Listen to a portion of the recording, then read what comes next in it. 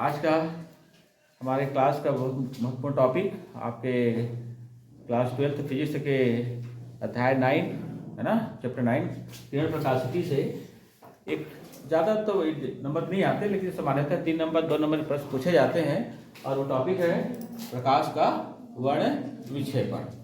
ठीक है, तो वास्तव में प्रकाश का वर्ण विक्षेपण क्या होता है, इसको सबसे पहले समझने के लिए एक साइंटिस्ट थे न्यूटन ने अपने प्रयोगों से ये पता लगाया था कि जब किसी भी श्वेत प्रकाश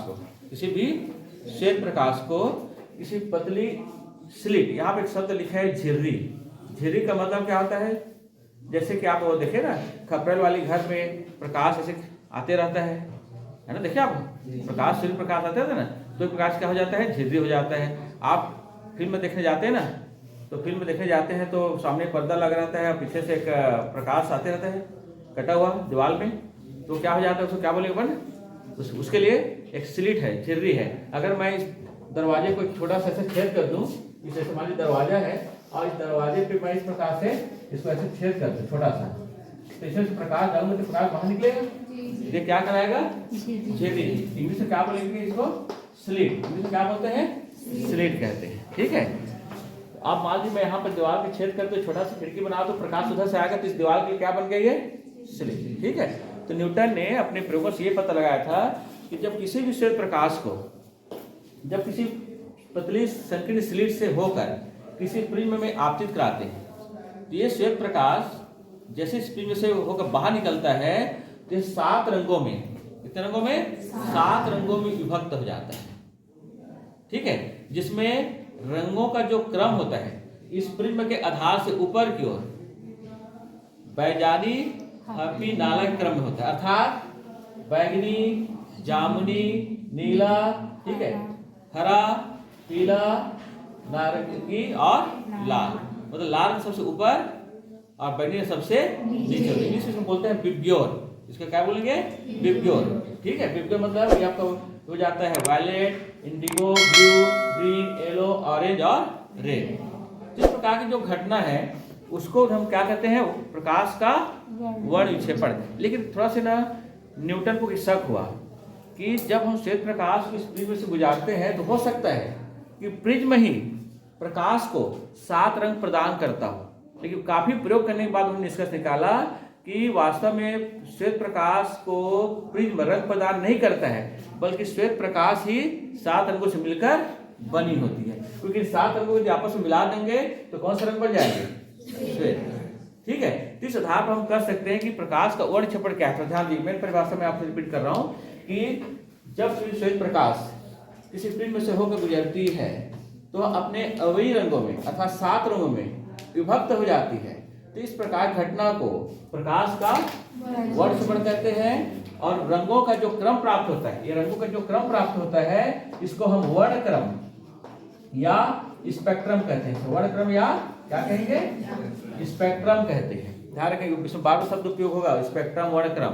ठीक है, रंगों का जो क्रम प्राप्त होता है उसको क्या बोलेंगे भाई, वर्ण क्रम या स्पेक्ट्रम कहेंगे। ठीक है, और इस वर्ण क्रम में रंगों क्रम प्रिज्म के आधार से ऊपर की ओर कौन से क्रम में रहेंगे, बैजानी, हैप्पी, नाला। शॉर्टकट को इसको आप क्या पढ़ेंगे, बैगनी, जामुनी, नीला, हरा, पीला, नारंगी, लाल। ठीक है, इस तरह से, यानी लाल सबसे ऊपर और बैगनी सबसे नीचे होता है। ठीक है, तो जब किसी श्वेत प्रकाश को किसी प्रिज्म से होकर गुजारते हैं तो अपने अवयवी रंगों में अर्थात 7 रंग विभक्त हो जाता है। जिस प्रकार घटना को हम प्रकाश का वर्ण विक्षेपण कहते हैं। और रंगों का जो क्रम प्राप्त होता है उसे प्रकाश का क्या कहेंगे, वर्ण क्रम या स्पेक्ट्रम कहते हैं। ठीक है, क्लियर परिभाषा, किसी को डाउट, ये 2 नंबर में आ सकते हैं कि प्रकाश वर्ण विक्षेपण से आप क्या समझते हैं, बता सकते हैं ना, याद हुआ, किसको याद है बताइए, तो चलो कौन बताएंगे। एक लाइन परिभाषा है, चलो मैं और रिपीट करता हूं। जब कोई श्वेत प्रकाश किसी प्रिज्म से होकर गुजरती है तो वह 7 रंगों में विभक्त हो जाती है।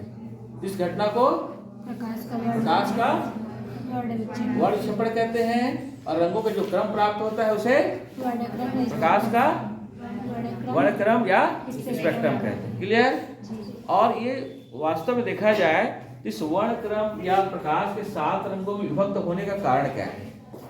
प्रश्न से आ सकता है कि प्रकाश वर्ण विक्षेपण से हम क्या समझते हैं, वर्ण विक्षेपण का कारण लिखिए। ठीक है, तो देखिए क्या होता है, अगर हम वर्ण विक्षेपण कारण लिखेंगे, आपको बुक मिलते हैं, इसको आप स्टडी करिएगा। वास्तव में क्या है, हम जानते हैं कि जो प्रिज्म का जो विचलन कोण होता है, लास्ट हमने पढ़ा था, क्या है, डेल्टा बराबर म्यू माइनस 1 इंटू ए होता है। और हम ये भी जानते हैं कि भिन्न भिन्न रंगों के लिए प्रिज्म के पदार्थ का अपवर्तनांक भिन्न भिन्न होता है।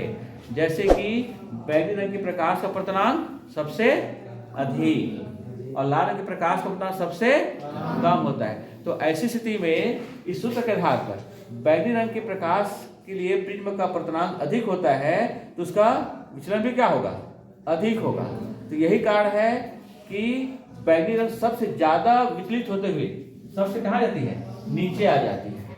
ठीक है, और लाल रंग का अपवर्तनांक कम होने के कारण उसका विचलन सबसे कम होता है, इसलिए सबसे ये ऊपर आ विचलित होती है।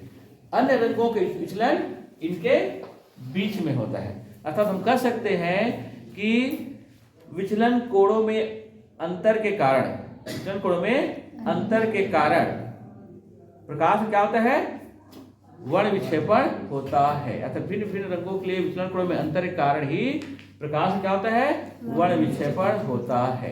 ये प्रश्न कहीं आ सकते हैं ऑब्जेक्टिव में कि सबसे ज्यादा विचलित होने वाले प्रकाश कौन है, सबसे ज्यादा विचलित होने वाले प्रकाश किरण कौन से होंगे, बैगनी। और सबसे कम विचलित होने वाले लाल। और सबसे ज्यादा अपवर्तनांक वाला किरण बैगनी। और सबसे कम अपवर्तनांक वाले प्रकाश लाल। और सबसे अधिक तरंग दैर्ध्य वाले प्रकाश किरण लाल रंग। और सबसे कम तरंग दैर्ध्य वाले प्रकाश किरण बैगनी रंग। तो समझ में आया प्रकाश का विक्षेपण क्या है, तो बताएंगे, कौन बताएंगे, भी बताइए। यस बोलिए, एक लाइन परिभाषा से बोलिए, बोलिए जल्दी से बोलिए, जोर से बोलिए। जब कोई श्वेत प्रकाश किरण किसी प्रिज्म से होकर गुजरता है तो वह प्रिज्म से बाहर निकलने के बाद अपने 7 रंगों में विभक्त हो जाता है, जिसे प्रकाश का वर्ण विक्षेपण कहते हैं।